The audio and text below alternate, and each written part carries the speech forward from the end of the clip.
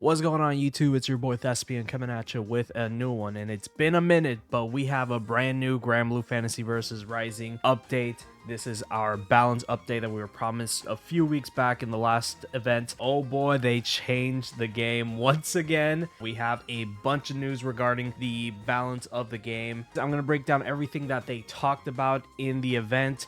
If I miss anything, because they showed a lot, definitely let me know down below. But I'm basically going to cover all of the main points they talked about, so let's go ahead and dive in because it's a lot. But before we do, make sure to give this vid a like, share, and subscribe, help support the channel, and follow me on Twitch where we will be streaming GBVS when it drops, twitch.tv/ThespianLive. So as I mentioned, GBVS had their battle adjustments trailer. Basically, it was an event. They actually got a couple of the pro players to attend as well and give their own thoughts and feedback. Needless to say, guys, the devs actually listened to us.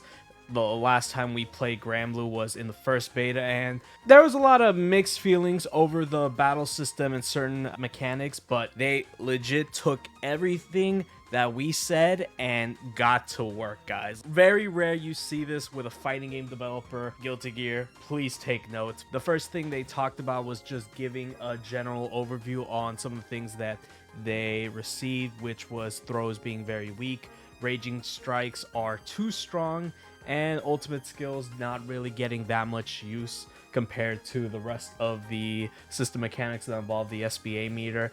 And the first thing they tackled was the change to ultimate skills. So ultimate skills cost 50% of the SB gauge to activate, and you can now follow up with other attacks. So a lot of these skills are actually just combo extenders, so you can follow up an ultimate skill with a combo or even do it mid combo. There's going to be scaling involved, and you can even activate it during a skill cooldown, but you will get a damage penalty. And it's just giving more utility to ultimate skills, because to be honest, not all ultimate skills are created equal. There's some better than others, and just for the most part, most of them just didn't really have too much utility. There was no real reason to use them as opposed to just saving the meter for super or something else. They did have a little extra damage, but there was limited usability. But as we see here, you can actually use this as a combo extender, so broadening up the game and all the options every character has. So this is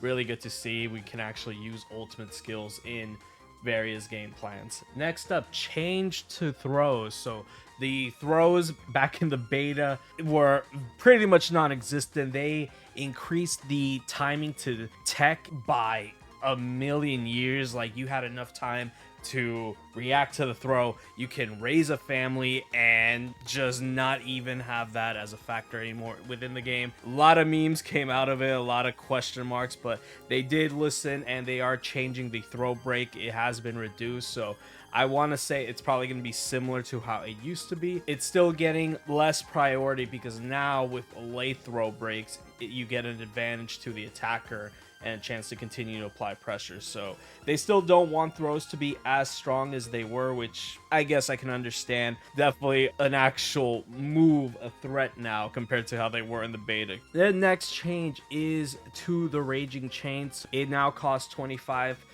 of the SB gauge to activate, and you actually get a gauge penalty added. So they're harder to land now. Obviously, they're still strong, can lead into a lot of damage.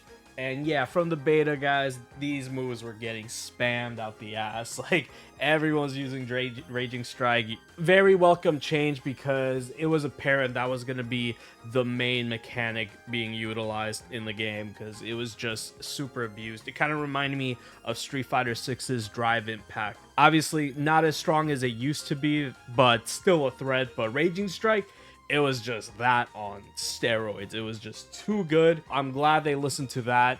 Obviously, if you do land it, it's still going to be scary. It's still going to be a lot of damage. At least there's some penalty. We'll see how it ends up being utilized once we get to play the game again, but I think this is a pretty good change. And the other change here was changes to dash attacks. So dash attacks is one of the new mechanics they introduced. Basically, like dash attacks, you go even further when you're approaching an enemy. Heavy dash attacks are more rewarding, and heavy dash attacks also cause a screen effect on counter hits. So it's that new red pause that you get whenever you get a counter hit, so it'd probably be easier to react to getting a really good combo. And dash attacks, I think, were pretty underutilized as well. I do remember using them a lot. I think they do add a little bit of variety to the overall gameplay. I'm not upset at the change for the dash attacks. And this is where the game is essentially different now compared to the beta. So all of these next changes involves the BP system, the battle point system within the game.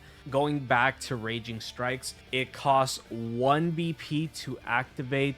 It doesn't require SBA gauge anymore. And you can guard crush. It depletes 1 BP from opponent blocking. The startup is slower, but the reach actually got extended, so now it goes even farther than before. And obviously can be chained into other attacks, so you can get a pretty big combo. However, it's only gonna work if you successfully connect and you cancel, because if you do it on someone that's blocking, it is gonna leave a gap that the opponent can take advantage of. A big change to it, again, I can appreciate this change as long as Raging Strike isn't that insane. The next change to the Brave counter. It costs 1 BP to activate, not SBA meter. It's still performed by pressing 2 buttons, medium, heavy attack, same input as Raging Strike, and the visual effect has been changed. I'm curious how that's gonna be. Everything now, guys, is gonna cost your BP points instead of SBA meter, which is good because the BP points had a limited use as well, which leads into the Skybound arts change. That's your super in the game. So now whenever you get an actual successful hit, so it's the close hit that gives you the animation, it depletes a BP point from your opponent. So if it's a Skybound art,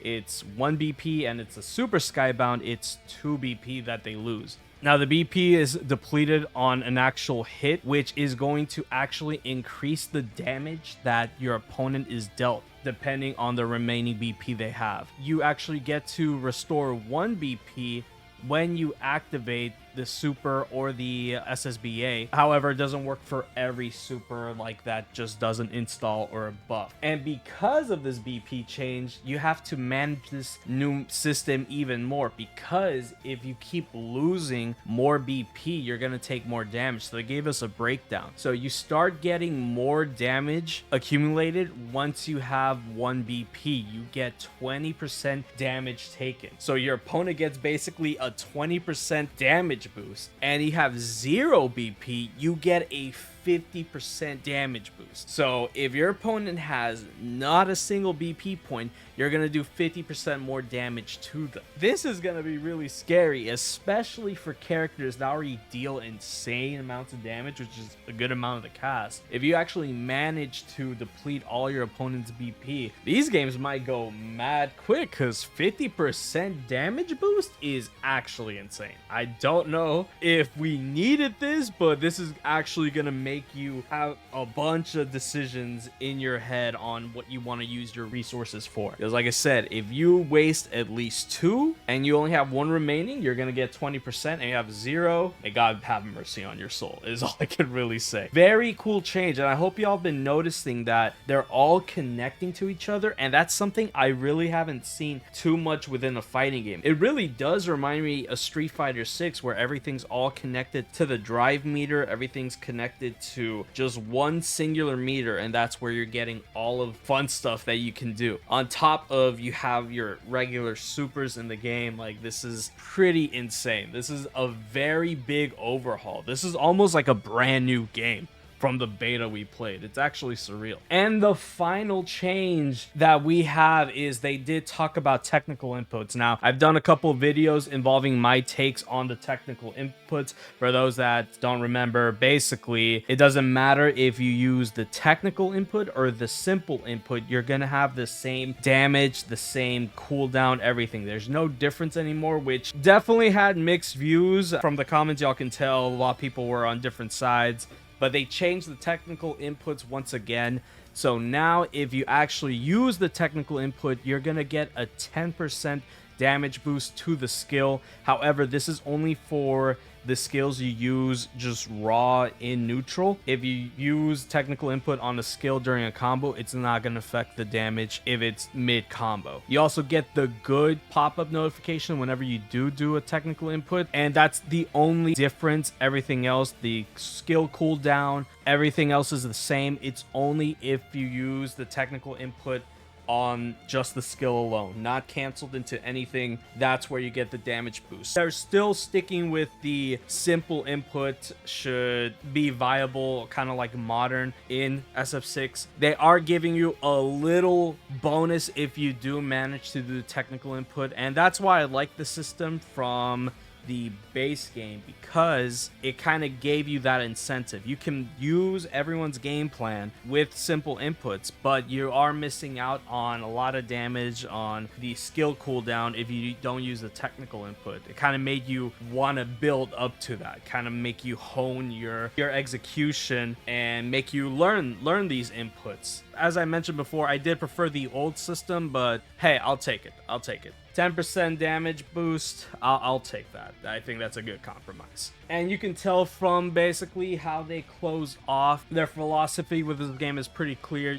They want beginners to be able to play this game, to have fun and actually experience everything that this game has to offer, from every single mechanic, everything that we've already been experiencing with the previous version. And for the advanced players, they do have stuff for us. They want us to, you know, use the system, basically go crazy with it and just use everything to have good matches. Again, this is the new philosophy when it comes to fighting games. You want everyone to play. I do appreciate them being transparent with this little dilemma. Like, where do you want to prioritize your time more? Into the casual audience or into the players that have been playing? So I think this is a good compromise, and that's basically all the news that we have for this battle update. They even gave us a little 3v3 exhibition with some of the pro players, which I definitely recommend y'all watching if y'all want to see.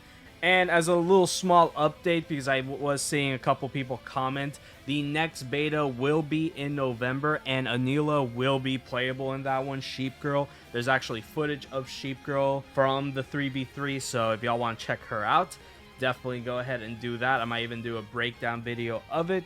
But that's all the news we have for Granblue. Like I said, very long one, guys. They overhauled this game. This is a brand new game. This is Granblue Rising 2.0, and the game's not even out yet. So I'm excited, guys. From what I've been seeing online, the community is very ecstatic for this change. I can't wait to play. This is actually going to be a completely different game. We only gotta wait a couple of weeks more for this game. I'm super excited. But let me know what y'all think in the comments. Are you liking all these changes? And if not, let me know down below. I definitely love to see what y'all thoughts are. I think all of these changes are for the better. Looks like this game is gonna be crazy, I'm not gonna lie. So I'm excited. I can't wait. So that's gonna be it for me today, guys. I do apologize for the absence of videos, but we're gonna come back better, stronger, and especially for the release of Granblue vs Rising. So till then, I will see y'all next one. Take care.